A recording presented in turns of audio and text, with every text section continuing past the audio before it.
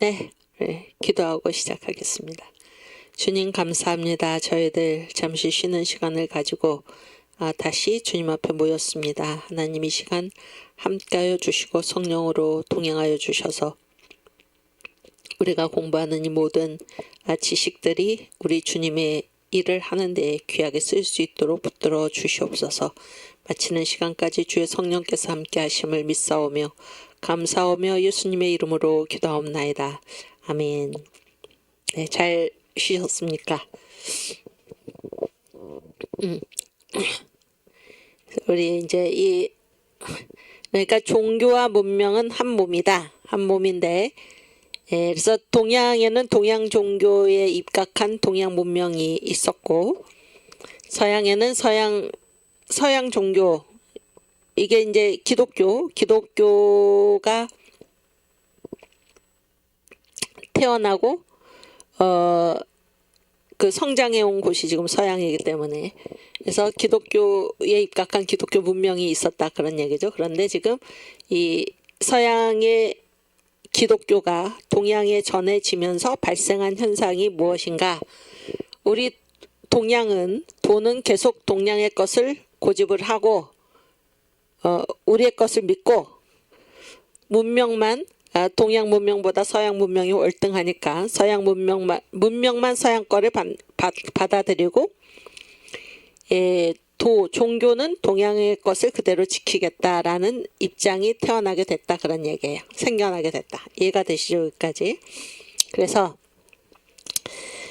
이때 당시에 한국에서 조선에서 이 종교와 문명의 이제 문제에 있어서 세 가지 입장이 존재하게 된 것입니다. 기독교가 한국에 들어오면서. 그래서 맨 처음에 이제 사람들이 유학자들이 있었어요. 유학자. 이 사람들을 이제 유학자는 이제 조선 시대의 지배 계층이잖아요. 이 사람들을 뭐라고 부르냐면 위정척사파라고 그래요.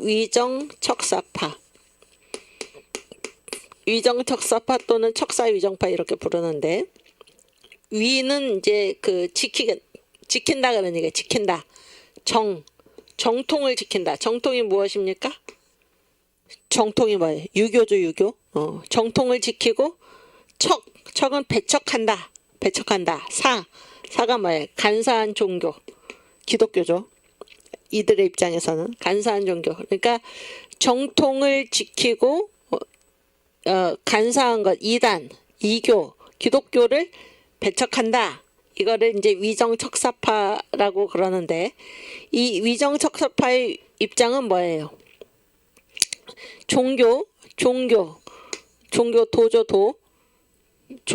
도라 그러고,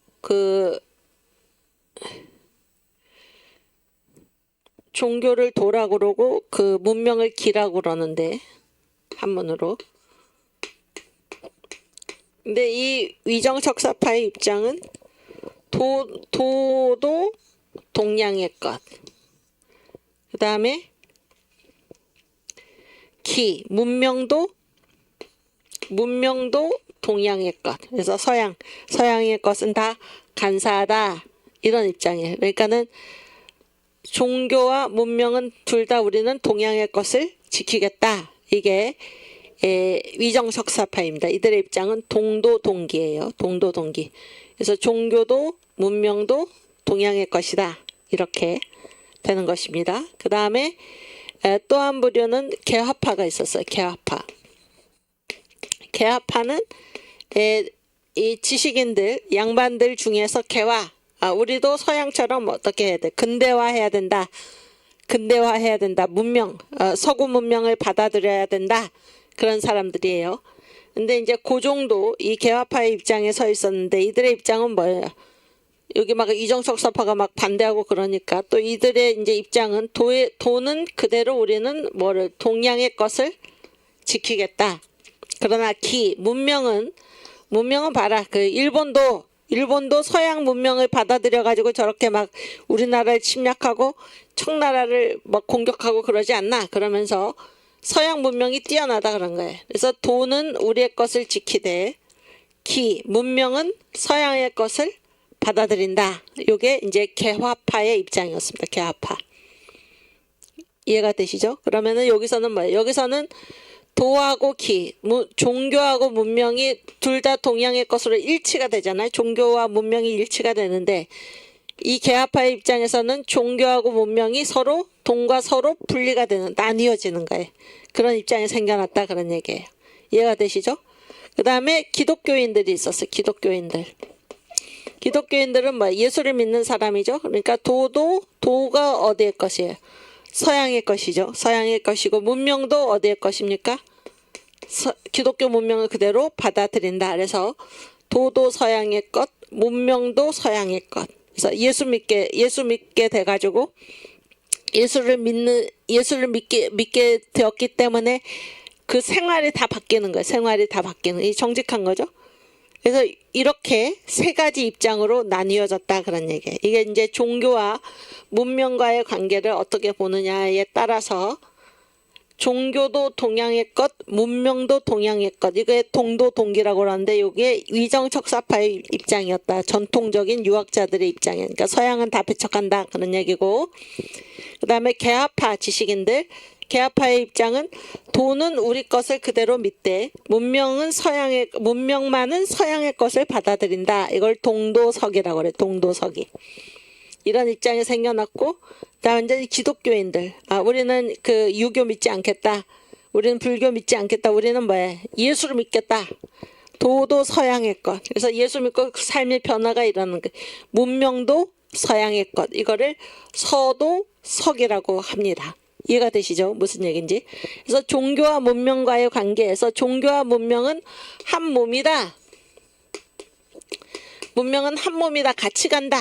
그게 동양 종교이든 서양 종교이든 종교와 문명은 한 몸이다 라는 것에서는 동도동기하고 서도서기가 같은 입장이에요. 그렇죠? 종교 따로 문명 따로가 있을 수가 없다는 것입니다. 그러나 개화파는 어떠한 입장을 생각해냈나? 어떠한 주장을 펼쳤나? 종교하고 문명은 따로 갈 수 있다. 반드시 일치하지 않는다. 이런 게 가능하다 이렇게 본 거예요. 그런데 이 중에서 어떤 입장이 종교와 문명은 한 몸이다 라는 입장과 종교와 문명은 한 몸이 아니다 라는 입장 중에서 어떤 입장이 사실입니까? 어떤 입장이 사실인가요? 응? 어떤 입장이 사실이에요? 응? 여기 학생대표 어떤 입장이 사실이에요? 한 몸이다가 사실이에요? 한 몸이 아니다가 사실이에요? 그렇지. 한 몸이다가 사실이에요. 한 몸이다가 사실입니다. 왜 그런가? 여기 그 파워포인트 띄워주세요. 그래서 이제 종교와 문명은 한 몸이에요. 종교와 문명의 관계 지금까지 설명한 걸 정리해 보면 동도동기, 도도 종교도 동양의 것, 문명도 동양의 것. 이걸 위정척사파라고 그러고, 동도서기, 종교는 동양의 것, 문명은 서양의 것. 이거를 개화파라고 그러고, 서도서기, 종교도 서양의 것, 문명도 서양의 것. 이걸 기독교인이라고 그러는데, 종교와 문명의 관계인데 이 종교와 문명의 관계는 한 몸입니다. 한 몸이에요. 이거는 마치 나무로 비유하면은 우리 예수님도 그런 말씀 하셨죠? 좋은 나무는 무슨 열매를 맺어요? 좋은 열매를 맺고, 나쁜 나무는 못된 열매를 맺고, 그 나무가 포도나무면은 거기에서는 뭐가 열리게 돼 있어? 포도 열매가 열리게 돼 있고, 그 나무가 무화과 나무면은 뭐예요? 무화과 열매가 열리게 되어 있는 것입니다. 이 도가 나무죠. 도가 나무고, 이 열매가 뭐예요? 문명이잖아요. 그래서 종교가 그러면은 그 종교에 따른 문명이 맺히게 되어 있다는 거예요. 이것이 같은 몸이지 서로 분리된 게 아니다입니다. 이게 사실이에요. 이해가 되시죠? 그러니까 동도동기나 서도석이나 이 입장이 바른 것이지 도는 동양의 것을 취하고 기만, 문명만 서양의 것을 취하겠다라는 것은 잘못된 것이다 그런 얘기. 잘못된. 아니 그거는 종교와 문명과의 관계를 이해를 하지 못하고 이거는 불가능한 일을 지금 얘기를 하고 있는 것이다 그런 얘기. 우리는 동양의 종교를 가지고 문명만 서양의 것을 받아들인다. 이거는 불가능하다. 불가능한데 그런 입장을 취했다 그런 얘기. 이 조선의 계합파들이. 이해가 되시죠? 그런데 이 조선의 계합파뿐만이 아니라 한국은 동도석이고 그런데 일본이나 중국에서 근대화를 추구했던 인물들 중에서 이 한국의 이 입장하고 똑같은 입장이 다 나타났어요. 그 주류가. 그러니까 종교는 계속해서 자기들이 믿던 종교를 동양의 것을 유지를 하면서 서양에서는 문명만을 받아들이겠다 이런 사람들이 세 나라에 공통적으로 나타났어요. 그들이 이제 근대화를 이끌고 있었는데 일본은 이 똑같은 말을 뭐라고 얘기하냐면은 도를 혼이라 그래서 혼. 도. 그 다음에 기. 문명을 뭐라고 그러냐면 제주, 기술. 제라고 그랬어. 제. 그래서 혼은 일본의 것. 일본을 뭐라 그래? 화라고 그러죠. 화. 화혼. 그 다음에 제. 기술은 서양의 것. 양제. 이게 같은 말입니다. 화혼 양제. 그러니까 동도석이나 화혼 양제나 똑같은 말이에요. 아시겠죠? 중국에서는 이 도를 뭐라고 그러냐면 몸체자 체라고 그랬고 그 다음에 문명을 뭐라고 그러냐면 쓸 용자 용자를 썼어요. 그래서 도는 중국의 것. 중체. 용 쓰이는 거는 기술은 서양의 것. 중체 서용 이게 다 똑같은 말이에요. 그러니까 이게 다 뭐예요? 종교는 동양의 것을 그대로 유지를 하는데 우리나라의 것을 그대로 유지를 하는데 문명은 서양의 것을 받아들인다. 이것이 동북아 3국 한국과 일본과 중국의 근대화를 이끌었던 사람들이 공통적으로 가지고 있었던 생각이에요. 이해가 되시죠? 이해가 되시죠? 그런데 조선에서는 동도서기가 승리한 것이 아니라 결국에 뭐가 이 근대화를 이끌어갔나? 서도서기입니다. 서도서기. 서도서기. 그래서 기독교인들 예수를 믿고 그 예수를 믿는 것 때문에 거기에 따른 열매 그런 문명의 개화가 이루어진 이런 기독교인들이 승리했다 그런 게 조선에서는. 일본은 계속해서 호는 일본의 것. 그래서 천황제지 천황제. 그렇죠. 군국주의 일본이 결국 이거잖아요. 그러나 문명 서양에서는 뭐만 취하겠다. 문명만 취하겠다. 그래가지고 이 물질 문명은 굉장히 발전했어도 그 종교 신앙은 계속 천황제를 고집했던. 지금도 마찬가지죠. 지금도. 그래서 일본에서는 지금도 뭐예요? 기독교 인구가 뭐예요? 1% 미만이죠. 1% 미만. 이런 입장을 가지고 있고 중국도 많은 사람들이 어떤 입장을 취했나? 이 종교는 중국의 것. 그러나 근대화를 해야 되니까 기술은 서양의 것. 이렇게 됐죠? 근데 중국은 어떻게 됐어요? 중국은 이런 생각 때문에 기독교가 발전을 하지 못했고 지금 어떻게 됐습니까? 중국이 다 어떻게 됐어요? 공산화 됐잖아요. 공산화의 길로 간 것입니다. 공산화의 길로 간 거예요. 그래서 이 세 나라에서 서도서기 종교와 문명은 한 몸이다 라는 것이 서도서기로서 승리한 그 나라가 바로 한국이다 그런 얘기. 다시 파워포인트 보여주세요. 서도서기가 승리한 이유, 이 한국에서 기독교인들이 승리한 이유가 무엇인가? 일단 그 종교에서 우리는 하나님을 믿고 이쪽은 뭐예요? 이쪽은 만약에 불교권이면 뭐예요? 부처를 숭상하고 유교권이면 뭐 공자를 숭상하고 이런 건데 부처나 공자나 그게 그 신입니까? 사람입니까? 응? 사람이지 사람. 신으로서 숭배를 한다고 하더라도 그게 우상입니까? 참신입니까? 우상이죠? 우상입니다. 피조물이죠. 피조물. 피조물을 하나님 자리에다가 피조물을 갖다 놓은 거예요. 로마서 1장에 바로 그런 말이 나오죠. 피조물을 하나님을 피조물로 바꾼 거예요. 승리할 수가 없죠. 그렇죠? 우리가 믿는 하나님만이 참신이신 하나님이시다, 그런 얘기예요. 그렇죠? 서도서기가 승리한 이유. 또 서도서기, 그러니까 동도서기가 아니고 서도서기가 왜 승리를 했나? 이 문명이라는 거는 뭐가 이 물질적으로 나타난 게 문명이에요. 영이 몸으로 나타난 게 문명입니다. 이 안에 있는 영이 어떤 영인가에 따라서 거기에서 드러나는 그 현상, 드러나는 결과가 다른 것입니다. 이해가 되시죠? 그러니까 영이 문명으로 나타나는 것이지 이 안에 있는 영과 관계없는 것이 나올 수가 없다, 그런 얘기예요. 그래서 동도서기가 아니라 서도서기. 동도서기라는 사람은 그런 게 동도서기가 가능하다라고 했을지 몰라도, 그들이 주장했을지 몰라도 결국은 무엇입니까? 이 영이 바뀌지 않으면 이 바깥의 변화가 아무 소용이 없다라는 것입니다. 이것이 지속되지 못한다, 그런 결과밖에 생각할 수가 없는 거예요. 그렇죠? 그래서 영이 몸으로 나타난다, 그런 거예요. 영이 몸으로 나타난다. 그래서 교회는 누구의 몸입니까? 교회는 누구의 몸이에요? 교회는 예수의 몸입니다. 그리스도의 몸. 근데 사탄도 몸을 이루죠. 사탄은 예수 흉내를 많이 내죠. 예수 흉내를 많이 내. 그래가지고 사탄도 자기의 몸을 이루고 싶어요, 이 땅에서.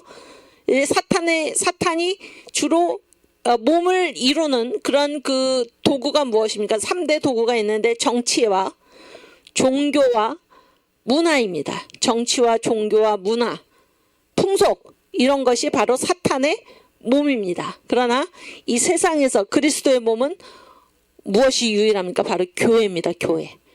교회가 그리스도의 몸이다, 그런 얘기예요. 이해가 되시죠? 우리나라와 같이 1948년에 건국된 우리나라와 같이, 우리나라는 뭐 기독교 입국론 위에 세워졌잖아요. 그래서 이 교회의 몸, 그러니까 그리스도의 몸을 이루는 가정 3대 공동체, 하나님이 만드신 3대 공동체가 무엇인가? 가정과 교회와 국가인데, 이 가정에서, 교회에서, 국가에서 다 무엇의 몸이 이루어지도록 우리는 해야 됩니까? 그리스도의 몸이 이루어지도록 해야 하는 것이 우리의 의무죠. 우리의 의무. 그래서 어떤 국가가 어떠한 그 신앙 위에 세워져 있는가에 따라서 그것이 그리스도의 몸으로서의 국가가 있을 수가 있고, 그렇죠? 처음에 세워지기를 그리스도의 몸으로서 기독교 신앙으로 세워진 나라가 시간이 지나면서 타락하는 경우도 많죠. 타락하는 경우도 많습니다. 그래서 이 사탄은 예수님은 교회로서, 교회가 그리스도의 몸으로서 이 땅에 존재를 하는데, 이 사탄도 자기도 이 세상에서 몸을 이루고 싶어 한다, 그런 거예요. 3대 몸이 무엇인가? 정치. 그래서 우리가 싸우는 것은 뭐 혈과 육이 아니요, 그런 말씀이 있죠. 정치, 또 종교, 문화, 이것이 이 사탄이 몸을 이루는 3대 요소이다 하는 것입니다. 에베소서 2장 1절에서 2절.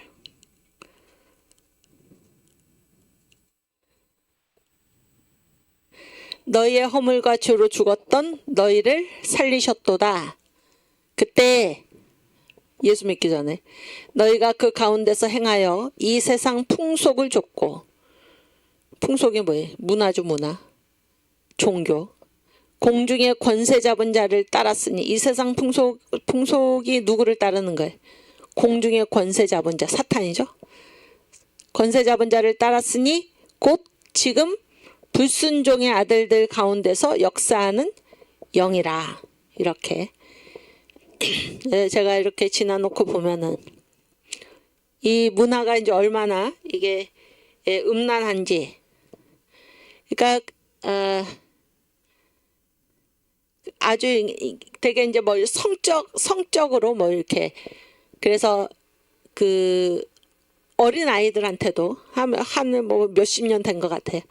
이 대중문화, 이 언론 매체 이런 데 보면은 그 특별히 뭐 이렇게 이 대중문화 있잖아요. 대중문화. 거기에 아주 어린 아이들한테도 무슨 말을 합니까? 뭐 섹시하다 이런 말을.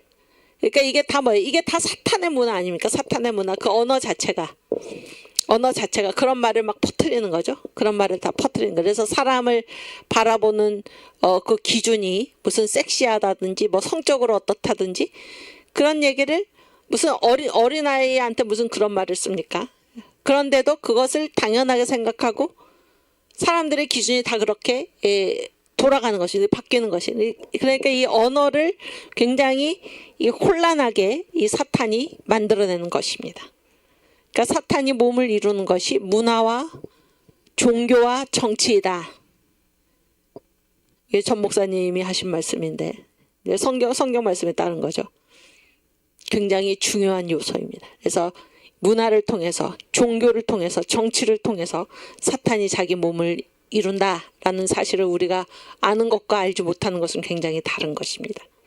그래서 우리 귀에 들리는 어떤 말들, 우리가 읽는 어떤 내용들, 우리가 보는 어떤 것들을 우리가 주의해서 보아야 하는 것입니다. 저것이 그리스도의 영이 발현한 것인지 사탄의 영이 발현한 것인지를 우리가 구분해서 보아야 하는 것입니다. 그래서 귀에 들리는 대로 모든 지식을 다, 모든 정보를 다 받아들여서도 안 되고 눈에 보이는 대로, 손에 잡히는 대로 모든 것을 다 걸러내지 않고 나를 통과하도록 만들어서는 되지 않는 것입니다. 그래서 지금 서도서기가 승리할 수밖에 없는 이유, 그래서 여기서 도와 기는, 도는 아니 기는, 이 문명은 이 도가 바깥으로 뻗어나온 것이 바로 문명이다라고 했을 때 왜 서도서기가 승리했나? 이 동도동기, 동양의 도가 숭배, 이게 종교일 경우에 숭배하는 것은 다 우상이죠. 참신은 하나님밖에 안 계시기 때문에. 그래서 우상이 우상으로부터 뻗어나온 그 문명이 승리를 할까? 아니면은 참신이신 하나님과 이 하나님을 믿는 신앙에서 뻗어나온 문명이 승리할까? 당연히 참신 하나님으로부터 뻗어나온 문명이 승리하는 것은 당연한 일입니다. 당연한 일이에요. 그러면은 이 종교는 받아들이지 않고 하나님은 믿지 않고 하나님은 받아들이지 않고 이 기독교 문명만을 취한 사람들은 왜 승리할 수 없었나? 이 안이 바뀌지 않는 한, 아무리 바깥을 취한다고 해도 이 안의 변화가 없이는 그것은 지속되지도 못하고 결국에 가서 꺾어질 수밖에 없고 이 근본이 변하지 않았기 때문에 그러한 것은 이제 곧 시들고 만다, 그런 거를 우리가 알 수 있게 되는 것입니다. 오케이, 그 다음.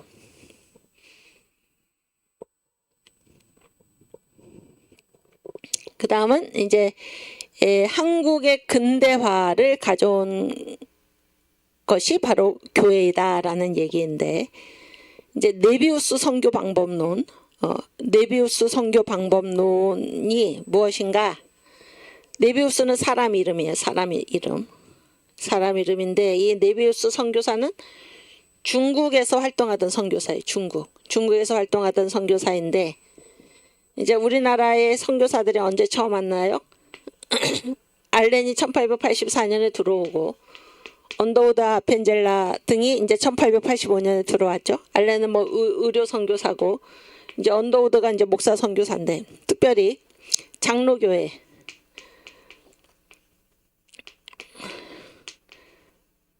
장로교회가 이제 대단히 이제 막강했고 이제 한국 선교를 쭉 진행하던 가운데 1888년 요때 가서 이제 뭐 여러 가지 곤란도 겪고 뭐 이렇게 하다가 우리가 이제 뭐 이게 뭐 어떤 방법이 있어야겠다. 선교를 할 때 그런 방법이 있어야겠다. 그러면서 1890년에 가가지고 그 이제 시간이 어느 정도 흐른 거죠. 한 3년에서 5년 흐른 거예요.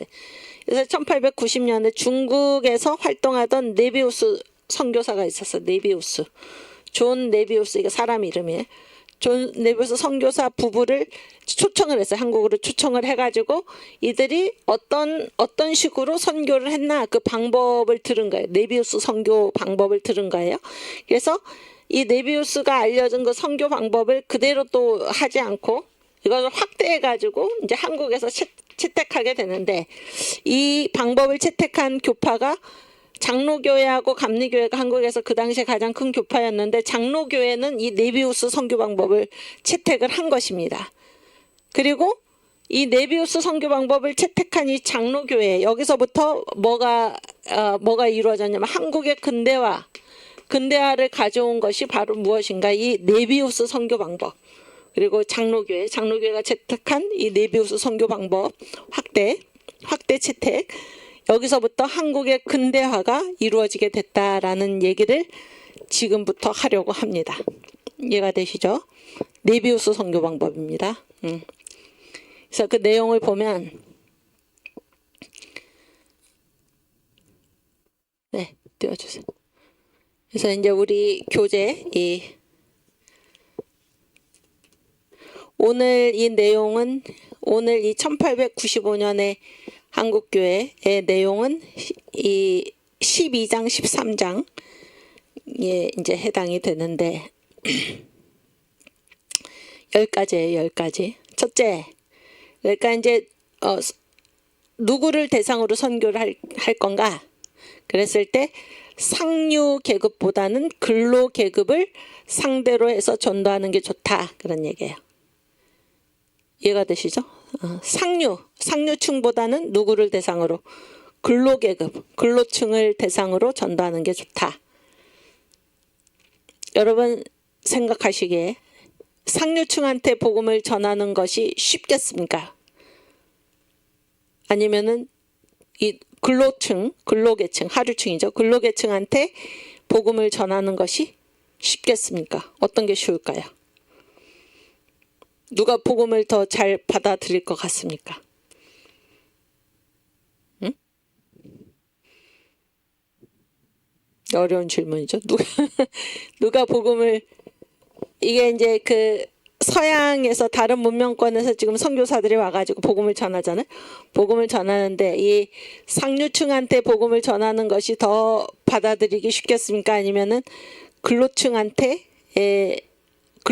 복음을 전하는 게 받아들이기 쉽다는 게 아니라 더 쉽겠습니까? 이쪽에 전하는 사람의 입장에서는 어떻습니까?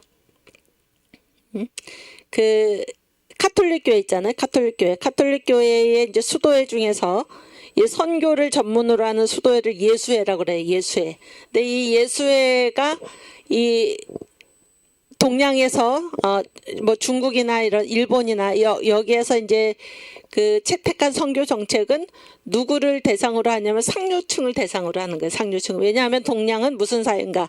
동양은 신분 사회이기 때문에 이 상류층의 몇 사람을 개종을 시키면은 이 사람들이 하류층을 다스리잖아요. 그래가지고 이제 위로부터 전도 정책을 택했어요. 그래서 상류층에 있는 몇 사람을 개종시키면 이들이 이제 그 아래 사람들, 자기들이 다스리는 사람들을 개종시키는 것은 굉장히 쉬운 일이다. 그래서 상류층을 전도하는 것이 효과적이다, 이렇게 얘기를 한 거예요.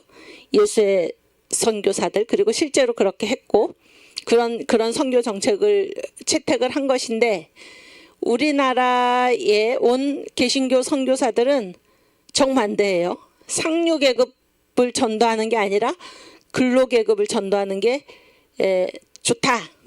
왜 그렇게 생각을 했을까요? 그러니까 이게 쉬운 길입니까? 어려운 길입니까? 어려운 길을 선택을 한 것입니다. 여러분, 상류층은 뭐가 통합니까? 뭐가 통하나요? 상식이 통합니다. 상식. 이 전혀 다른 문명권으로 뭔가를 전할 때 공통 기반으로 할 수 있는 것이 일단은 무엇입니까? 상식이죠. 왜냐하면 종교는 지금 서로 다르니까.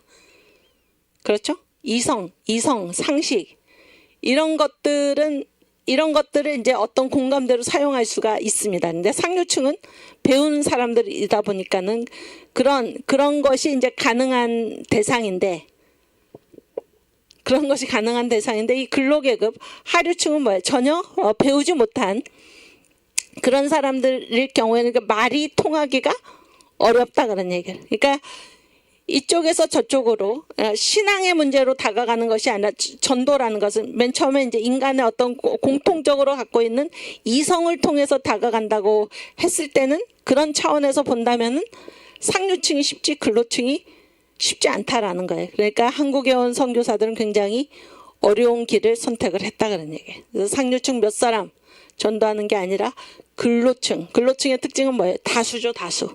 많은 사람을 상대로 해서 전도하는 것이 좋다, 이런 길을 택한 것입니다. 여기까지 이해가 되셨죠? 그 다음에 두 번째, 또 누구한테 누구 전도하는 게 중요한가? 부녀자. 여러분, 부녀자는 물론 계층이 상류층도 있고 하류층도 있을 수가 있지만은, 상류층이든지 하류층이든지 부녀자는 이 조선 사회에서는 어떤 사람들입니까? 천대받던 사람들. 상류층의 부녀자라고 해서 무슨 우대를 받은 게 아니죠. 더 힘든 길입니다. 부녀자라는 거는. 근로계급도 근로계급이지만, 부녀자에게 전도하고 크리스찬 소녀들을 교육하는데 특별히 힘을 쓴다. 왜 그런가? 가정주부들, 곧 여성들이 후대의 교육에 중요한 영향을 끼치기 때문이다. 그래서 이 조선 사회에서 여자들은 밖에 나다니지도 않고 남자가 다가가서 말을 걸기도 어려운 그런 존재들인데, 이들을 지금 전도하고 교육하는데 굉장히 힘을 쓴다, 이렇게 방침을 정한 것은 굉장히 이게 어려운 길을 선택을 한 것입니다. 어려운 길을 선택을 했는데도 왜 부녀자를 전도하고 크리스찬 소녀들을 교육하는 것에 힘을 썼나? 이 세대를 생각했다는 거예요. 한국의 미래를 생각했다, 그런 얘기입니다. 왜냐하면 아이들을 누가 양육을 하나, 누가 아이들을 가르치나? 가정주부가 이 후대를 양육하고 교육하는 데 굉장히 영향을 끼치기 때문에 부녀자를 전도하고 크리스찬, 예수 믿는 소녀들을, 어떤 여자아이가 예수 믿었어요. 그냥 내버려 두지 않고 이 아이를 교육시킨다, 그런 거예요. 가르친다라는 것을 가르친다. 그래서 이 신앙으로 잘 교육받은 이 소녀가 엄마가 되면은 아이들을 또 이 기독교 신앙으로 또 키워내기 때문에 이러한 전략을 택한 것입니다. 이해가 되시죠? 3. 기독교 교육은 시골에서 초등 정도의 학교를 경영함으로써 크게 효력을 낼 수 있다. 보세요. 초등학교하고 초등학교에 반대되는 개념이 뭘까요? 초등학교. 중등학교? 중등교육, 고등교육이지. 그러니까 초등학교는 뭐예요? 초등은 뭐예요? 아주 기초적인 거죠. 기초적인 것. 누구나 다 배워야 하는 거죠. 누구나 다 배워야 하는 거. 그러나 중등과 고등은 뭐예요? 아주 몇 명의 선별된 사람만이 배우는 거잖아요. 그랬을 때 기독교 교육은 누구를 대상으로 하나? 초등 정도로 누구나 다 배울 수 있도록 그런 교육을 경영을 하고, 또 어디? 도시가 아니라 시골. 여러분, 당시에 조선에서 서울이 주도적인, 아니 제 말은 그 분포가 도시라고 할 것도 없죠. 서울밖에 없잖아요. 도시가 주도적입니까? 아니면은 이 시골이 주도적입니까? 그 범위가 시골이 압도적으로 많잖아요. 그런데 이 도시의 무슨 고등교육 이런 거를 생각하지 않았다는 얘기예요. 시골이 평범하고 대부분이 시골이죠.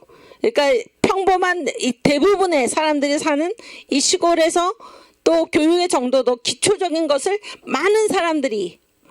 대부분의 사람들이 배울 수 있도록 하는 일에 주력했다, 그런 얘기예요. 굉장히 중요한 대목입니다. 그래서 서울 도시에서 선택된 몇 사람만 가르치는 것이 아니다, 그런 얘기예요. 이게 굉장히 중요하죠. 굉장히 중요합니다. 제가 이제 지금 이 강의를 하면서 갑자기 든 생각은, 그 국민혁명당 있잖아요. 자유통일당의 그 처음 이름이 뭐예요? 국민혁명당이죠. 국민혁명당. 국민혁명당을 지금 자유통일당으로 바꿨잖아요.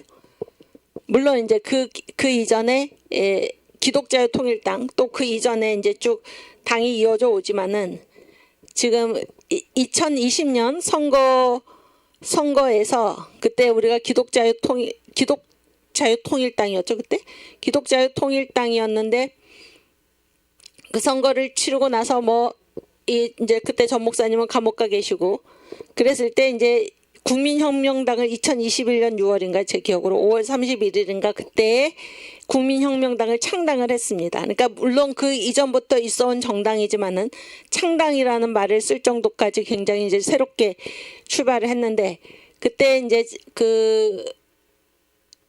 그때 어떤 거를 중요하게 생각을 했나? 그러니까 이제까지 이 애국 보수 세력이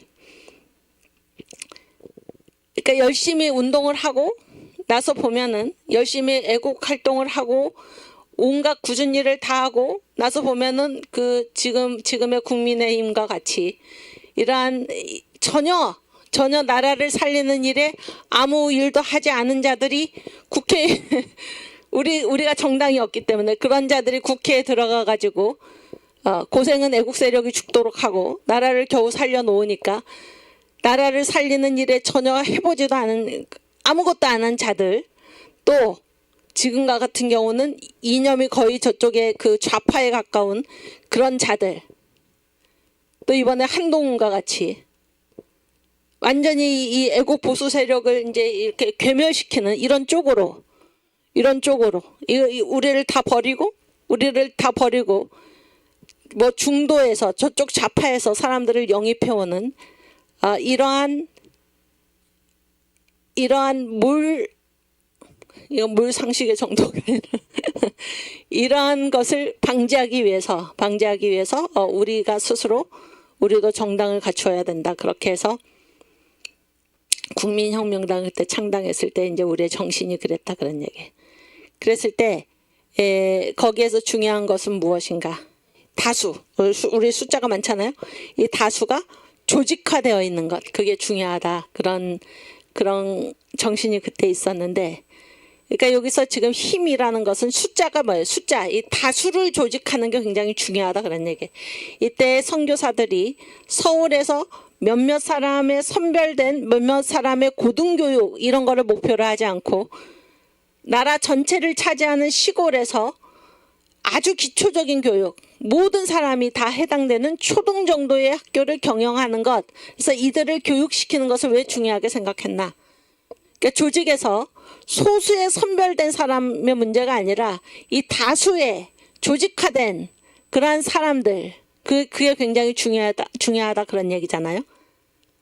그렇죠? 그게 교회잖아요. 교회도 무엇입니까? 교회도 특별한 몇 사람이 예수 믿고 천당하는 게 아니고 그렇죠? 교회 문턱이 있습니까? 교회 문턱이 없잖아요. 모든 사람에게 선포가 되는 것이 바로 복음입니다. 복음. 이들이 교회라는 조직 안으로 교회라는 몸 안으로 서로 연결이 되는 것이죠. 그래서 이 숫자가 다수이고 이 다수인데 이게 흩어진 모래알과 같은 다수가 아니라 교육이 되고 조직이 되고 한 몸으로 묶이는 그런 것이 굉장히 중요하다. 그런 거를 지금 제가 갑자기 이 강의하다가 생각이 나서 이 국민혁명당 그때 우리가 창당을 하고 만들었을 때 4.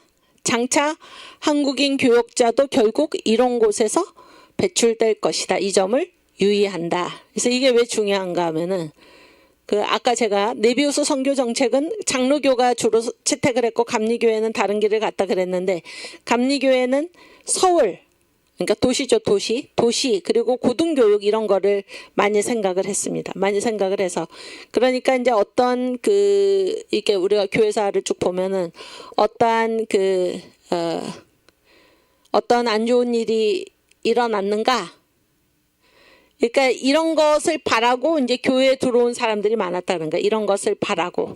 그래서 교회에서 뭐 외국 유학을 보내주겠거니 뭐 이런 것들을 바라고.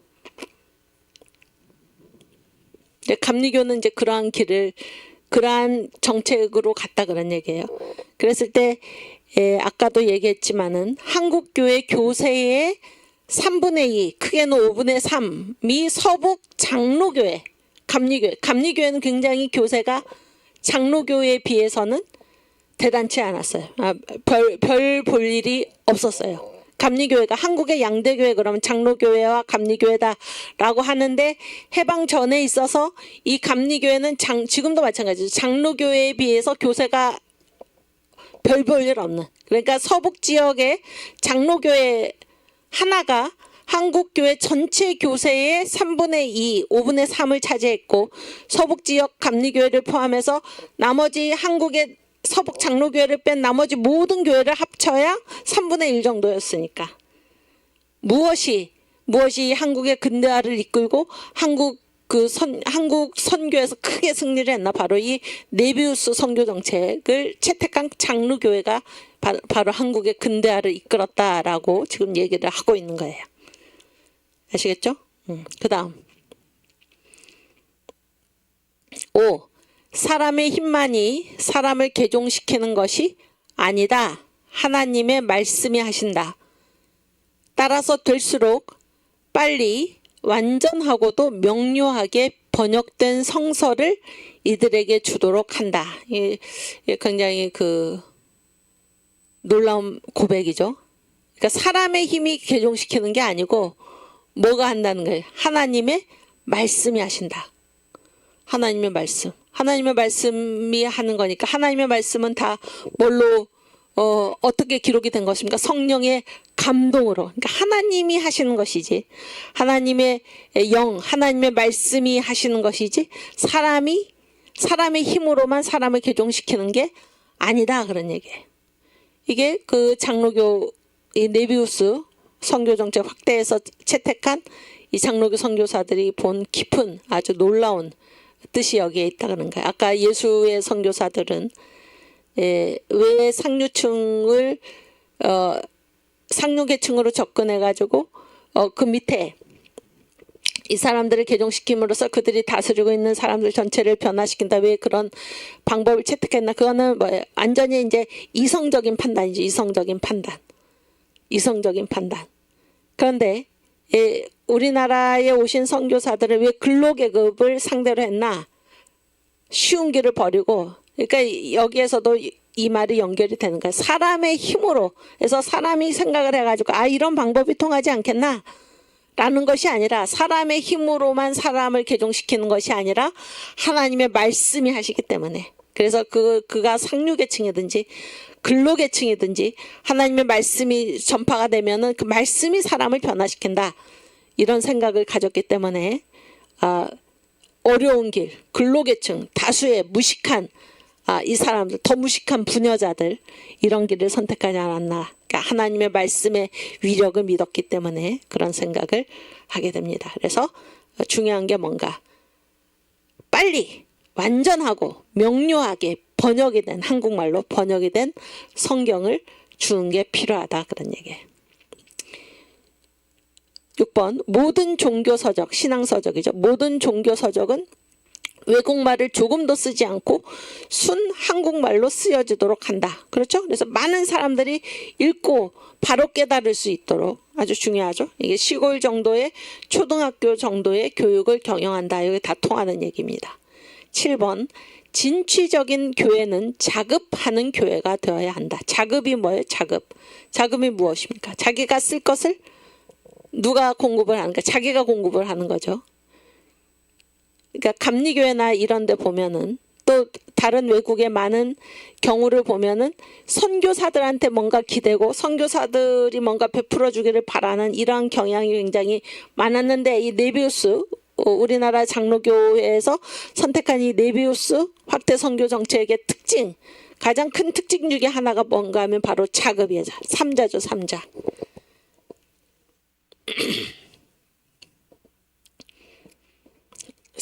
삼자가 뭐예요? 자치, 스스로 다스린다. 자급, 자기 쓸 거는 스스로 공급을 한다. 그 다음에 자전, 스스로 전도한다. 그래서 이 전도 전도하는 사람도 뭔가 뭔가 사례가 있어야 되죠. 그렇죠? 그들도 이렇게 먹고 살아야 되니까 그런 힘을 이 전도자가 쓰는 것을 스스로 제공을 한다 이런 얘기입니다. 그래서 자치 스스로 다스리고 자급 스스로 자기 쓸 것을 공급하고 자전 이 전도자들 자기들 스스로 세운다 이런 얘기죠. 여러분 이 자급 자치 자전 이게 뭐예요? 이게 다 무엇이? 이게 바로 근대의 특징이에요. 근대 이게 근대화의 특징이죠. 스스로 해결하는 것 스스로. 그래서 근대 시민의 특징이 딱 두 가지죠. 자율과 뭐예요? 자율과 책임이죠. 자율과 책임. 자기가 스스로 결정을 하고 자기가 결정한 일에 대해서는 누가 책임을 질까? 자기 스스로 책임을 진다. 자치 자급 자전 이게 다 통하는 말입니다. 그래서 이 네비우스 확대 선교 정책이 한국의 근대화를 가져왔다라는 말이 바로 이런 말이에요. 진취적인 교회는 자급하는 교회가 되어야 한다. 선교사의 도움을 받는 사람의 수는 될수록 곧 줄이고 자급하여 세상에 봉사하는 그러한 개인을 늘린다. 이게 근대화죠. 이게 바로 놀라운 말이죠. 그 다음 한국의 대중들은 한국 사람들은 동족의 전도에 의해서 신앙하게 되어야 된다. 그러니까 누가 전도하나 한국인이 전도를 하라 그런 거예요. 선교사의 전도를 받는 것이 아니라 같은 동족 같은 민족 한국인들이 전도를 해서 예수 믿게 한다. 따라서 전도를 우리 자신이 선교사가 나서서 하는 것보다는 우리는 뭐를 해야 되나? 전도하는 사람을 키워내는 거예요. 전도자의 교육에 진력해서 이 전도자들을 키워가지고 이들이 가서 자기의 동족을 전도하게 한다. 자전이죠, 자전. 그 다음 9번. 의료 선교사들은 환자들과 오래 친숙하게 지냄으로써 가르칠 기회를 가지게 되고 그러니까 의료 선교사들이 뭐예요? 환자들의 병만 고치는 게 아니라 오랫동안 같이 친하게 지내면서 이들한테 가르치는 거예요. 뭐를 가르치겠습니까? 신앙을 가르치는 거죠. 예수를 가르치는 거죠. 응? 병원에 왜 갔어요? 병원에. 육체의 병을 고치러 갔지만 병원에 오래 있는 동안에 의료 선교사들도 의사이면서 동시에 선교사잖아요. 그래서 이 환자들과 같이 친하게 지내면서 가르쳐야 돼. 신앙을 가르친다 그러니까 신앙을 가르칠 기회를 가지게 되고 또 깊은 마음의 문제에 골몰하는 모범을 보여주어야 한다. 깊은 마음의 문제가 뭘까요? 구원의 문제죠, 바로. 그렇죠? 이 영혼 구원의 문제잖아요. 투약만 가지고서는 별 효과를 낼 수 없다. 그러니까 나는 의사니까 이 사람한테 약이나 처방해주고 이렇게 해서는 안 된다 그런 거예요. 의료 선교사들은 이 환자들 입원해 있는 환자들한테 뭐 약도 처방해 주지만은 계속해서 오랜 동안 친하게 지내면서 복음을 가르치고 또 영혼 구원의 문제에 골몰해서 그들을 이끌어내는 그런 모범을 보여줘야 한다 그런 얘기예요. 그러면은 10번 병원에서 치료를 받았어. 이 사람이 병원에서 치료를 받았는데 이 사람을 자기 고향 마을로 자주 왔다 갔다 하게 하라 그러니까 병원에만 놔두지 말고 그렇게 해서 이 의료 선교사들이 자기들을 어떻게 사랑으로 치료를 해줬나 어떻게 간호해줬나 라는 것을 이 사람들이 다 그런 간호를 받았잖아요. 그래서 이 간호의 경험을 본받아서 이들이 가가지고 왜 그 사람들은 그렇게 우리를 사랑으로 간호를 해줬을까? 예수 믿는 사람들이기 때문이다. 그래서 자기가 경험한 것을 가서 마을 사람들한테 가서 전해가지고 그 마을 사람들도 이 사람의 얘기를 듣고 나도 예수를 믿어야겠다. 이렇게 전도의 문을 열도록 한다라는 것입니다. 예, 이 10가지인데 그 다음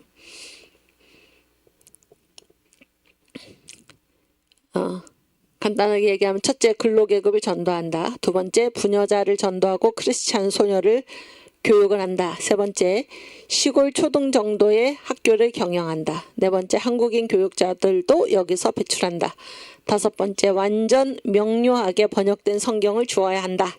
여섯 번째 그 다음 순 한국말로 쓴 종교서적을 준다. 자급하는 교회 8번째 전도자를 교육한다. 9번째 의료 선교사가 깊은 마음의 문제에 골몰해야 된다. 골몰하는 모범을 보여서 10번째 병원 치료받은 환자들의 고향으로 다니면서 간호받은 경험을 따라서 전도의 문을 열도록 한다. 이제 이것인데 오케이 지금 제가 착각을 해가지고 굉장히 빨리 읽었는데 네 이게 이제 10가지죠. 10가지 네비우스 선교 정책인데 이게 결국에 근대 한국을 이끌어냈다 그런 얘기예요. 근대 한국을 이끌어냈다. 그랬을 때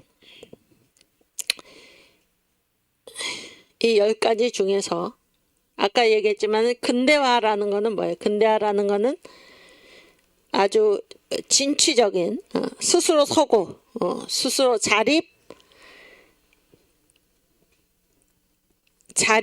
자급, 자전이죠. 자치가 아니고 자립,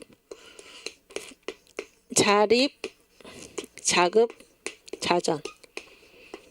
스스로 서고 스스로 공급하고 스스로 전도하는 이게 이제 근대의 특징이죠. 자율과 책임. 이게 근대의 특징인데 이제 여기에서 여기 1번 보여주세요. 1번 아까 그렇지. 여기에서 이제 누구를 상대로 전도를 하나 그런 얘기예요. 누구를 상대로 전도를 하냐면은 근로계급과 부서층, 하류층, 부녀자와 하류층. 요게 이제 전도의 대상입니다. 근로계급, 부서층, 하류층과 부녀자들.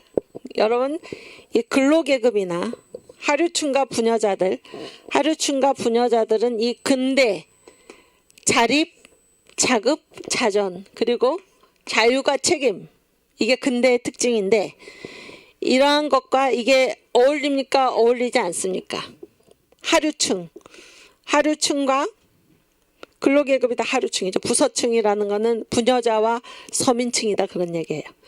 이들을 상대로 지금 전도를 한다라는 이 방식이 결국 한국의 근대화를 이끌어왔다 그랬는데 이 근대화의 이 특징은 다 무슨 계층의 특징입니까? 자립, 자급, 자전, 자율, 책임 이거는 다 무슨 계층의 특징이에요? 그러니까 사회계층을 상류층, 그 다음에 중류층, 하류층, 중산층, 하류층 이렇게 본다면은 자립이나 자급이나 자전이나 자유가 책임 이거는 다 어떤 계층의 특징입니까? 네, 어떤 계층의 특징이에요?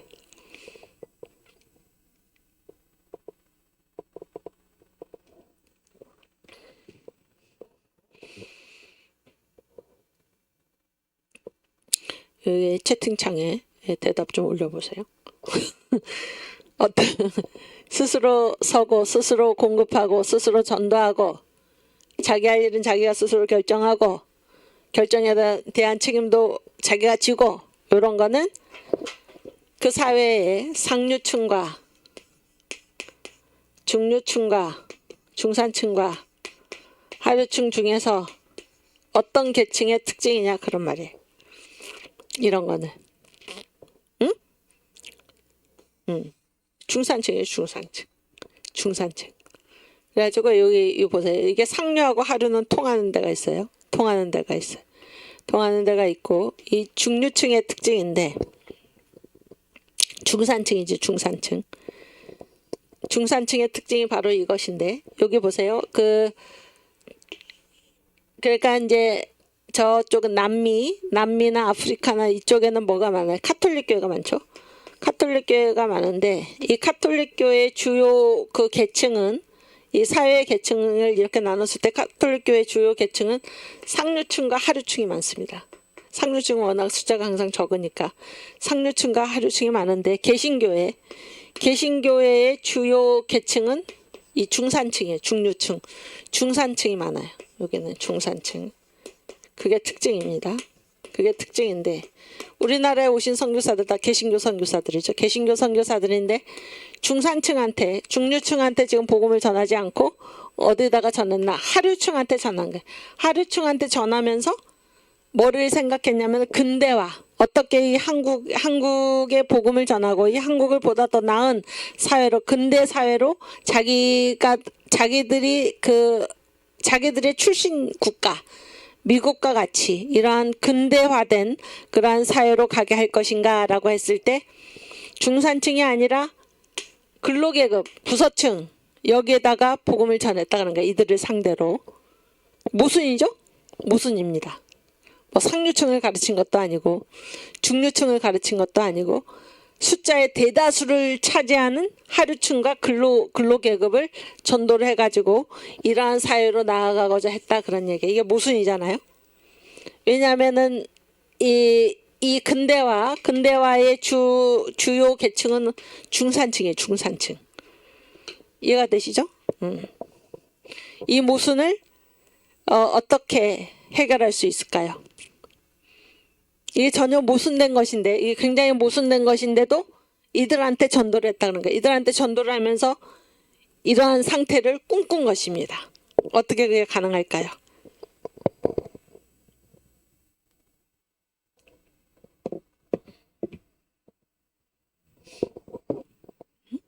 어떻게 그게 가능할까요?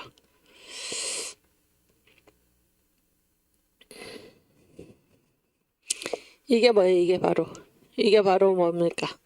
우리 전 목사님의 전문 용어. 이게 바로 뭐예요? 미래적 현실이지. 미래적 현실. 신앙은 앞으로 이루어질 일을 여기에서 실제로 보는 것이죠. 지금 보는 것입니다. 우리 히브리서 11장 1절부터 한번 같이 보겠습니다.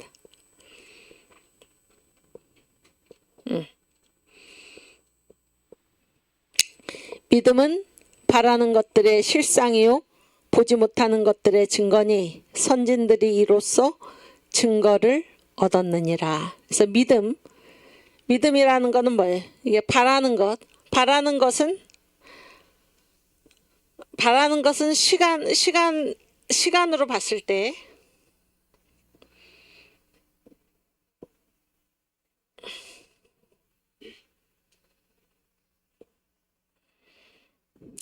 우리가 지금을 뭐라 그래? 지금을 현재라고 그러잖아요. 현재. 지금으로부터 지나간 일을 뭐라고 그러나요? 과거라고 그러고. 아직 오지 않은 일을 뭐라 그래요? 미래라고 그러죠? 미래. 그런데 믿음은 바라는 것들의 실상이요 그랬어요. 바라는 것은 이 세 시간 중에서 과거와 현재와 미래 중에서 바라는 것의 시제는 어디입니까? 바라는 것이니까 미래지. 그렇죠? 근데 믿음이란 바라는 것은 미래의 것이죠. 아직 안 이루어졌잖아요. 바라니까. 이루어지는 걸 누가 이미 이루어진 일을 바라진 않잖아요. 여기 사도 바울이 어디선가 그렇게 썼죠. 바라는 것은 미래에 속한 것인데 믿음은 바라는 것의 실상이요. 실상은 뭐예요? 지금 드러났다 그런 얘기죠. 실상은 그러니까 시간으로 따지면 언제? 과거와 현재와 미래 중에서 언제예요? 응? 실상은 현재지. 그렇지? 실상. 그렇죠? 현재죠, 현재. 그러니까 미래에 있는 것을 어디에서 보는 거예요, 지금 있는 것으로 보는 거예요. 그렇죠? 또 보지 못하는 것도 무엇이에요? 보지 못하는 것도 아직 없으니까 못 보는 거죠? 이거 보지 못하는 것에 무엇이니? 보지 못하는 것에 뭐예요? 증거도 보지 못하는 것은 시제가 미래잖아요. 증거는 뭐예요? 증거는 어디에 있는 것입니까? 시제가 현재에 있는 것이죠. 그렇지 않습니까? 근데 이 둘이 지금 동시적이라는 거예요. 미래적 현실이라는 거는 뭐예요? 미래에 있는 그 일을 내가 지금 현재에서 이미 보고 증거도 뭐예요? 눈으로 보는 거죠. 실상도 지금 드러나는 거죠. 그러니까 미래에 있는 일을 현실에서 그대로 이미 이루어진 것으로 내가 보는 것입니다. 이 둘을, 미래와 현실은 전혀 다른 것인데 이 둘을 연결시키는 게 바로 뭐예요? 믿음이에요. 믿음. 선교사들이, 이 장로교 선교사들이 왜 이 네비우스 선교 정책을 통해서 한국을 근대화시키고 한국을 복음의 나라로 이끌고 한국을 자기들이 자기들의 출신 국가인 미국과 같이 문명이 발달된 그런 나라로 만들기 위해서 지금 복음을 전하고 그렇게 해서 전도를 하고 그러기 위해서 전도를 하고 있는데 그 전도의 대상이 근로계급, 근로자들, 그 다음에 부녀자들, 부서층, 서민과 아녀자들, 이들을 하류층이죠. 사회의 하류층을 대상으로 전도를 함으로써 그러한 근대화된 한국을 꿈꿨다라는 것은 현재는 뭐예요? 이 근로자와 부서층은 뭐예요? 현재죠. 현재의 모습이에요. 현재의 모습인데 미래의 모습은 뭐예요? 여기에서부터 뭐가 온다는 거예요? 한국이 근대화된다. 근대화된 한국이 밝아온다라는 것이잖아요. 그러니까 이들을 전도를 하면서 근대화된 한국을 꿈꾼 거는 이건 뭐예요? 근대화된 한국을 지금 이들이 곧 이 근대 한국을 이루어갈 근대 한국의 주축이 될 중산층으로 성장하게 될 것이다. 이 미래를 지금 이 전도를 하면서 이미 미래를 현실로 바라본 것이다. 그런 얘기예요. 앞으로 되어질 일이 지금 있는 것과 같이 보는 게 바로 믿음이잖아요. 그러니까 선교사들이 이 하류층, 지금 이들의 현실은 뭐예요? 하류층이지만 이들을 전도하면서 이들이 미래에 근대 한국을 이끌어갈 중산층이 될 것이다. 라는 그것을 지금 실상으로 보면서 전도를 했다라는 얘기입니다. 이해가 되시죠? 이 목사님의 미래적 현실이라는 그 말이 여기에 딱 해당이 되는 것이고, 이 시간의 차이, 지금 현실과 이들이 한국이 나아갈 앞으로의 미래의 모습, 이 시간의 간격이 분명히 있죠. 이 간격을 해결한 것이 바로 무엇인가? 믿음이다. 그러니까 그런 믿음을 가지고, 그런 믿음의 눈을 가지고 근대 한국을 꿈꾸면서 지금 하류층, 지금 이 부서층, 부녀자와 서민층을 전도를 한 것입니다. 이 히브리서 11장 1절의 말씀, 그런 믿음이 이 선교사들한테 있었다라는 것이에요.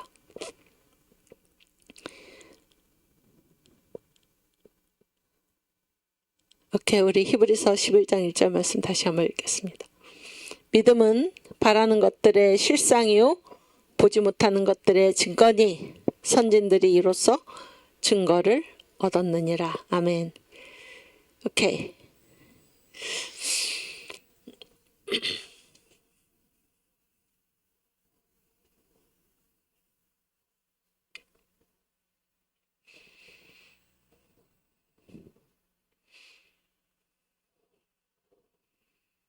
그래서 이 미래적 현실, 이게 이제 전 목사님의 독특한 단어죠. 독특한 단어인데 귀한 말이죠. 귀한 말이고, 이 미래적 현실은 이제 어디에서부터 그 말이 출발이 되나? 그러니까 이 하나님의 인사법이죠. 하나님의 인사법. 그래서 다 전 목사님 얘기입니다. 사람들의 인사법, 사람들의 인사는 다 뭐에 대한 질문입니까? 과거에 대한 질문이에요. 그래서 안녕하세요라는, 밤새 안녕하세요, 지난밤에 어땠습니까? 과거의 상황을 묻는 거잖아요. 그렇죠? How are you? 그동안 어떻게 지냈냐? 이게 다 지난 시간에 대한 안부를 묻는 게 사람들의 인사법이죠. 그러나 하나님의 인사법은 전혀 다르다는 거예요. 하나님이 사람을 찾아오실 때 하나님의 인사법은 뭐예요? 미래적 현실을 가지고 찾아오신다, 그런 얘기예요. 그래서 아브라함을 찾아오실 때 하나님의 인사법은 무엇입니까? 아브라함을 만나가지고 하나님이 뭐라고 그러셨습니까? 창세기 12장에 보면은 12장 1절부터 보면 아브라함을 찾아오실 때 이 사람의 앞으로의 생애 중에 가장 최고의 전성기, 그때의 모습, 미래죠. 그때의 모습을 가지고 하나님은 이 미래를 선포하시면서 찾아오신다 그런 얘기예요. 창세기 12장 1절부터 보겠습니다.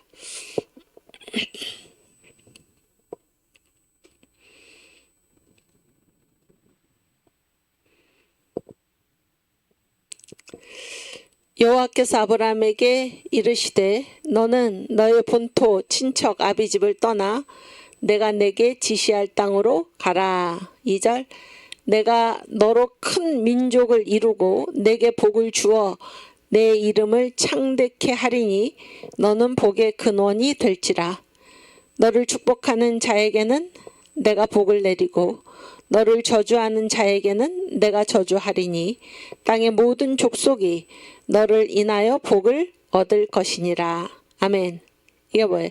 지금 이때 아브라함을 찾아오실 때 하나님이 아브라함의 최대의 정점, 그 모습을 가지고 아브라함에게 인사하면서 찾아오신다는 게 이게 바로 미래적인 현실이죠.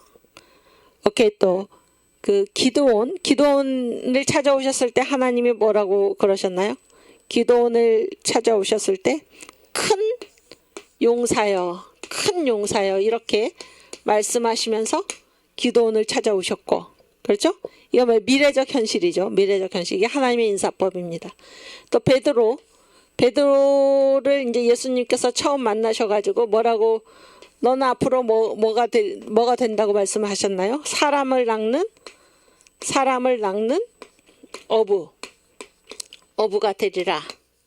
그래서 이 성령 세례를 받은 이후에 베드로의 이 설교에 하루에 3,000명이 5,000명이 회개하는 이런 역사, 그런 것을 이제 주님께서 미리 바라보시고 이렇게 인사를 하면서 찾아오시는 것입니다. 그래서 이게 하나님의 인사법, 미래적 현실이 하나님의 인사법인데, 우리 예수를 믿는 우리들은 이 과거의 문제가 아니라 이 미래적 현실, 이 하나님의 인사법에 따라서 우리도 그 미래를 꿈꾸면서 이 미래를 지금 현실에서 무슨 눈으로 보는 것입니까?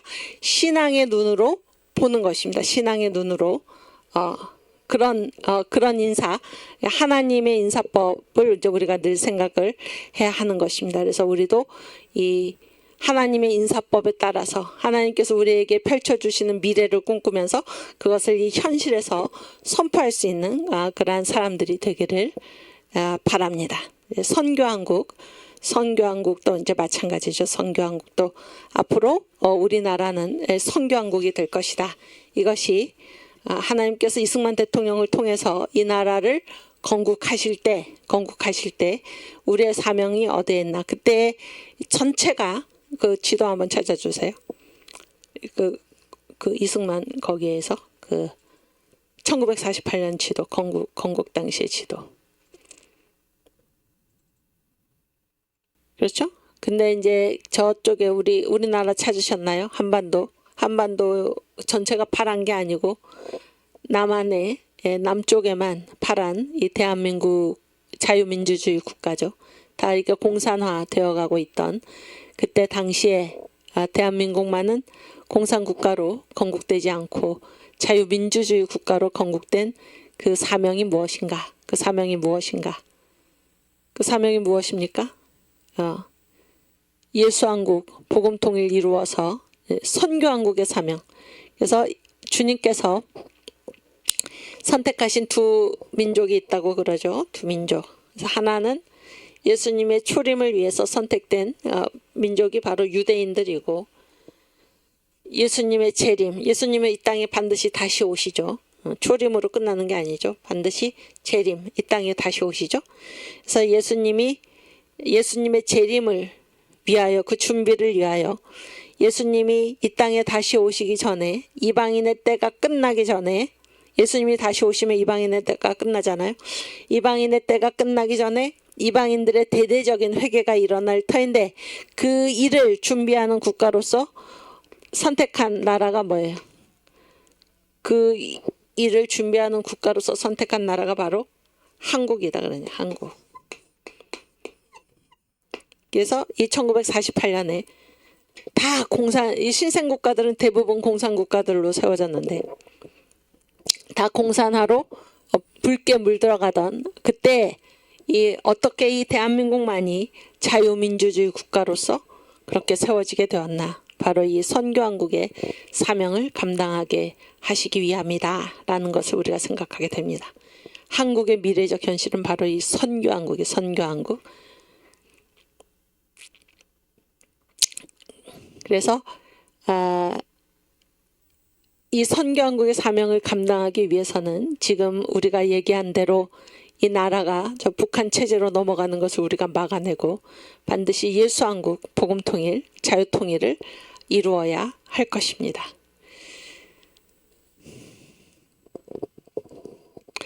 오케이, 그 다음 보여주세요.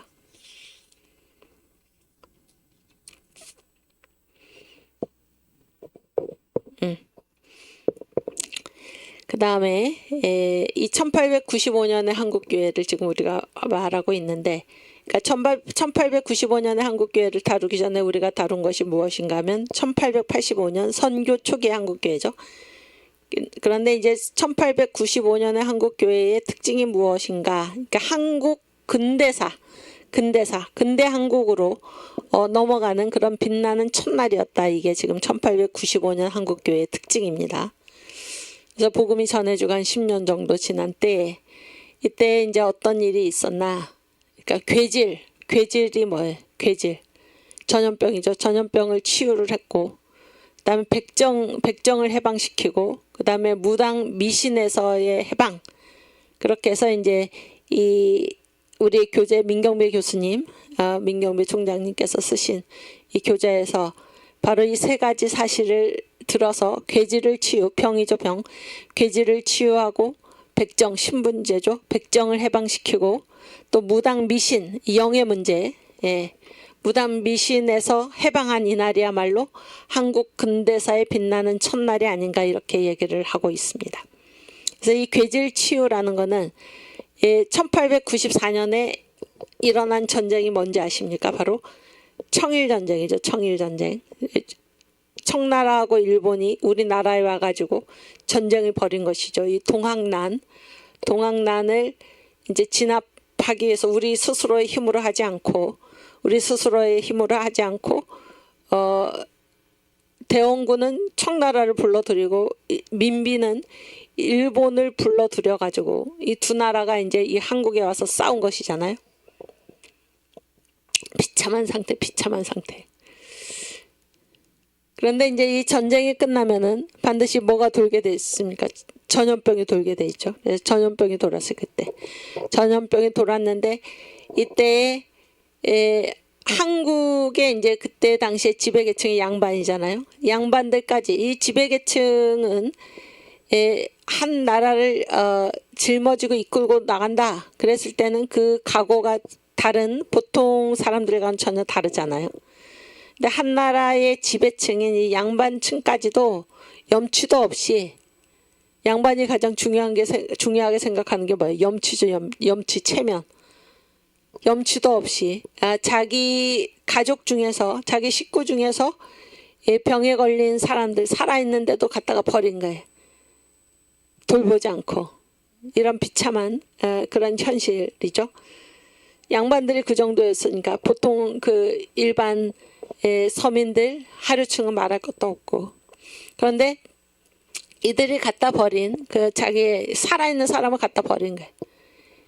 이들이 버린 그러한 그 환자들을 데려다가 치료해 준 사람들이 누구인가? 바로 선교사들입니다. 선교사들. 그래서 거기서 죽어간 사람들도 많았지만은 살려낸 사람들도 많았고, 또 죽었을 경우에는 이 선교사들이 어떤 일을 했나? 정중하게 장례를 치러준 것이에요. 그때 한국 사람들이 본 것입니다. 어느 누가 이제까지 어떤 외국인이 이 한국 사람들이 이렇게 존중해주고 장례를 정중하게 치료해주고 가족마저 갖다 버린 사람들을 전혀 낯선 그것도 우리나라 사람들도 아니고 무슨 동양 사람들도 아니고 서양에서 온 이러한 그 외국인 선교사들이 그런 대접을 처음 받아본 것입니다. 한국인들로서는. 그러한 일을 선교사들이 해냈고, 또 백정해방. 예, 백정은 그 옛날에 이제 직업 중에서도 가장 천대받던, 그리고 백정은 이름도 없었죠. 이름도 없었고, 예, 호적도 없었습니다. 호적도 없었다는 것은 사람 취급도 받지 못한 것입니다. 태어났는데 호적이 없어요. 인정받지 못한 거죠, 사람으로. 근데 이 백정해방의 일이 바로 이때 1895년에 일어났는데, 여기에 보면은 이제 그 박성춘이라는 사람이 있어요. 박성춘. 이 사람 백정이에요. 백정인데 이 사람을 이제 그 승동교회에 무어 선교사가 있습니다. 승동교회 무어 선교사. 이 무어 선교사가 이제 이 박성춘이라는 사람이 이게 병을 앓게 됐어요. 이때 전염병인지 병을 앓게 됐는데 이제 이 승동교회 무어 선교사가 그때 당시에 이제 이 고종의 고종을 모시던 그 시의 어이가 누구였냐면 바로 에비슨 선교사였어요. 에비슨 선교사. 근데 에비슨한테 부탁을 해가지고 이 박성춘이라는 백정이 지금 병을 앓고 있으니까는 와가지고 이 사람을 치료해 달라고 이렇게 부탁을 한 것입니다. 부탁을 하니까 이 에비슨이 이제 와가지고 이 박성춘을 치료를 해줬어요. 치료를 해줬는데 이 박성춘이라는 이 백정이 자기를 지금 자기 몸을 이렇게 더듬으면서 손으로 만지면서 직접 이렇게 치료를 해주는 이 사람이 고종을 모시는 어이라는 사실을 알게 된 거예요. 그래서 이 왕의 귀한 몸, 왕의 옥체라고 그러죠. 옥체. 왕의 몸을 만지던 그 손으로, 왕의 몸을 치료하던 그 손으로 자기와 같이 사람 대접도 못하는 짐승처럼 취급을 당하는 자기와 같이 천한 사람을 그 왕의 옥체를 치료하던 그 손으로 자기를 치료해줬다. 이 사실에 너무나 감격을 해가지고 이 사람이 이제 교회에 나오고 또 이 승동교회 장로까지 된 것입니다. 이 사람이. 그리고 이 사람이 이제 그 동료 백정과 함께 이제 이렇게 상소 같은 거죠. 올리게 돼요. 그래서 우리 백정에게도 이제 호적에 올려달라 뭐 이런. 그래서 이 백정 해방에 그런 일이 일어났던 것이 바로 이 1895년에 한국 교회입니다. 한국 교회. 그래서 이 박성춘의 아들이 바로 박서양인데, 민경배 총장님이 지난 시간에 잠깐 언급을 하셨는데, 이 박서양이라는 사람은 1908년에 세브란스 재종원 의학교를 이제 졸업을 한 최초의 한국인들 가운데 들어 있었습니다. 그리고 이 사람이 최초로 그 세브란스의 한국인 교수가 돼요. 그러니까 우리나라 최초의 대학 교수가 백정이에요. 백정의 아들이니까 백정이지. 그런 일이 어떻게 가능한가? 그런 일이 어떻게 가능한가? 이것이 기독교가 아니고서는 어떻게 가능한가? 왕을 치료하던 그 손길로 백정을 치료하는 그것이 기독교가 아니고서는 어떻게 가능한가? 양반층, 자기 집안 식구도 양반이 갖다 버린 그 사람들을 전혀 우리나라 사람도 아니고 외국 사람, 또 이 전염병의 이런 환경에 있어서는 더 열악하게 노출된 이 선교사들이 그들을 데려다가 살리는, 또 죽으면은 정중히 장례를 치러내는 이러한 일들이 이 기독교 복음이 아니면 어떻게 가능한가, 그런 얘기예요. 또 이때 1895년에 어떤 일이 있었나?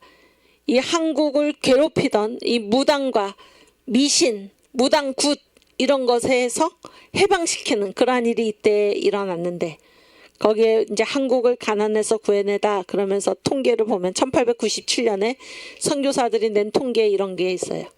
그러니까 한국인들이 다 무당이나 이 굿 미신에 빠져 있는데, 이 무당 굿하는데 드는 비용이 얼마인가 이거를 다 계산을 하니까 한 해에 1200만 달러를 무당 굿에다가 갖다가 바치는 거예요. 무당 굿에다가. 그 비용이 1200만 달러다. 그러니까 한국에서 한 해 동안에 치러지는 이 무당 굿의 비용이. 그런데 그게 어느 정도의 규모인가? 한국의 농토가 이제 농사 짓는 농토를 이제 금액으로 환산을 해가지고 농토 평가액이 있는데, 농토 평가액, 전국에 있는 농토를 다 평가한 금액이 400만 달러니까 1200만 달러면 400만 달러의 뭐 3배잖아요. 3배. 그러니까 전국에 있는 농토를 3번씩 없애는 거예요. 3번씩 무당 굿하는 데다가 갖다 바치는 것입니다.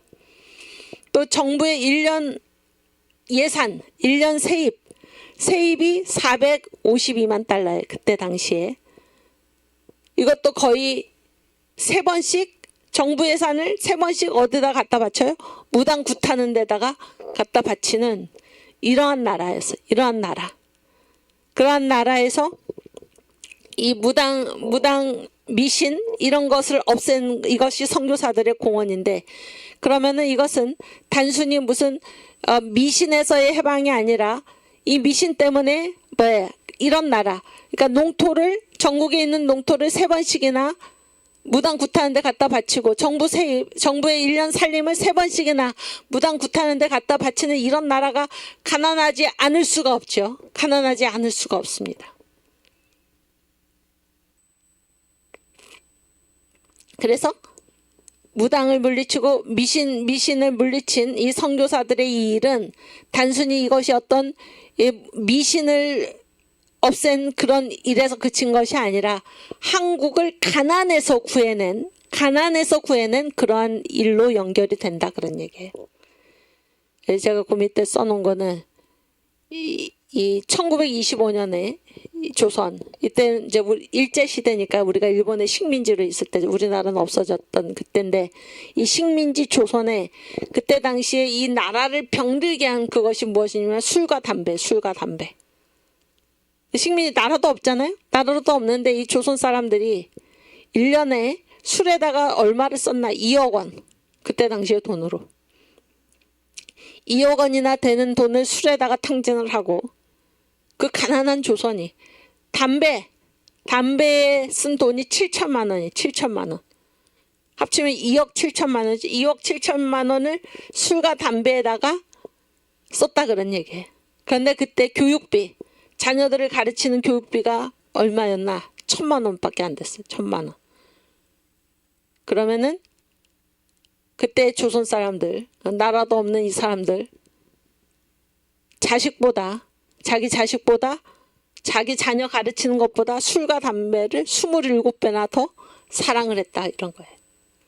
이러한 때 1895년에는 선교사들이 나서서 괴지를 치유하고 백정을 해방하고 무당 미신에서 한국을 구해내는 이런 일을 했다면은, 이때는 한국 교회가 이 술과 담배에 빠진 식민지 조선을 구해낸 일을 했다는 거예요. 1927년 11월에 황주라는 지역이 있어. 황주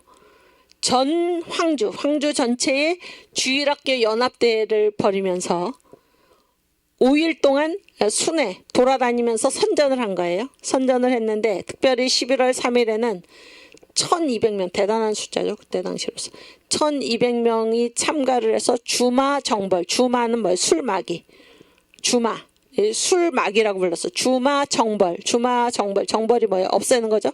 쳐서 없애는 거죠. 주마정벌 행군 시가행진을 벌이고, 그날 저녁에는 주마공판, 이 술마기를 재판정에 세워가지고 심판하는 그 심판장이 누군가 김하식 목사가 주재하는 주마공판 대회를 열었다, 그런 얘기. 한국교회는, 선교사와 한국교회는 이때 1895년에 한국을 이 가난에서 구해낸 것뿐만이 아니라 또 괴질 치유와 백정 해방과 무당 미신에서의 해방으로 한국의 근대사를 이때만 가져온 것이 아니라, 근대사에 빛나는 첫날을 이때만 이룬 것이 아니라 1925년에 식민지 그 암울한 시절에서도 나라의 독립을 생각하기는커녕 술과 담배에 찌들어서 자식보다 술과 담배를 27배나 더 사랑하면서 지냈던 이러한 조선에 교회가 나서서 이 술마개를 정벌하는 그런 시가행진을 벌이고 또 이 술마개를 재판하는 주마 공판 대회를 열고 이렇게 한국 교회가 나서서 한국을 살리는 일에 힘썼다라는 것을 우리가 알아야 할 것입니다. 아까 우리가 가장 처음에 기독교회가 한국에 와서 끼친 공헌을 이제 글을 같이 읽었는데 한국 교회가 한국에서 한 일, 민족의 개화, 지금 근대화 누가 이루어냈습니까? 한국 교회가 앞장서서 한 것입니다. 선교사들이 복음을 전해줬고 한국 교회가 앞장서서 민족의 개화를 이루어내고 그다음에 독립운동, 아까 얘기했죠? 독립운동. 1919년 당시에 기독교인들의 숫자는 전 인구의 1%밖에 되지 않았지만은 민족 대표의 50%를 기독교회가 냈고 그리고 1%라는 인구로서 3.1운동의 20%를 차지를 해서 이거는 한 사람이 20명 역할을 한 것입니다. 어마어마한 거죠. 그랬는데 이 3.1운동 때문에 박해를 받았는데 일본으로부터 박해를 받았는데 그 박해의 80%가 한국교회에 가해진 것입니다. 민족의 십자가를 달게 지고 나간 한국교회 그때가 그렇죠? 독립운동, 민족의 개화, 독립운동 다 한국교회가 주축을 이루어서 했고 건국, 이승만, 장로 기독교인이죠. 건국 이뤄냈고 6.25 전쟁에서의 승리 기독교인들이 주도해서 이끌어냈고 그렇죠? 그 다음에 뭐에 또 산업화, 새마을운동 80% 지도자들이 다 교회 출신이고 그 다음에 민주화 지금 이 종북 주사파 이자들이 민주화 세력이 아니고 이승만 대통령이 구축해 놓은 이 체제 자유민주주의, 자유시장경제, 한미동맹, 기독교 입국론 그것이 발현된 것이 바로 한국의 민주화를 가져온 것입니다. 그리고 지금 나라가 망하게 된 이때 제2의 건국까지 누가 주도하고 있습니까? 바로 교회가 주도하고 있는 것입니다. 우리는 다 한국 교회의 후손들로서 또 이 이승만의 후손들로서 한국 교회가 그동안 한국 역사에서 감당해 온 이러한 시대적인 사명들을 우리가 계속해서 감당해 나가야 하고 반드시 나라가 무너진 이때 제2의 건국을 이루는 일에 그래서 예수한국 복음 통일을 이루는 일에 또 선교한국의 사명으로 나아가는 일에 우리가 가장 앞장서서 싸우고 이 일을 반드시 이루어야 할 것입니다. 그것이 이 청교도 신학원에서 공부하시는 여러분과 저의 사명인 줄 믿습니다. 네, 오늘은 요 뒤에 또 있나요? 오케이. 오늘은 여기까지 하고 다음 시간에 다시 반갑게 만나 뵙겠습니다. 우리 주기도문으로 마치겠습니다. 하늘에 계신 우리 아버지여 이름이 거룩히 여김을 받으시오며 나라가 임하옵시며 뜻이 하늘에서 이룬 것 같이 땅에서도 이루어지이다. 오늘날 우리에게 일용할 양식을 주옵시고 우리가 우리에게 죄 지은 자를 사하여 준 것 같이 우리 죄를 사하여 주옵시고 우리를 시험에 들게 하지 마옵시고 다만 악에서 구하옵소서. 대개 나라와 권세와 영광이 아버지께 영원히 있사옵나이다. 아멘. 네, 우리 다음 주에 다시 반갑게 뵙겠습니다. 감사합니다.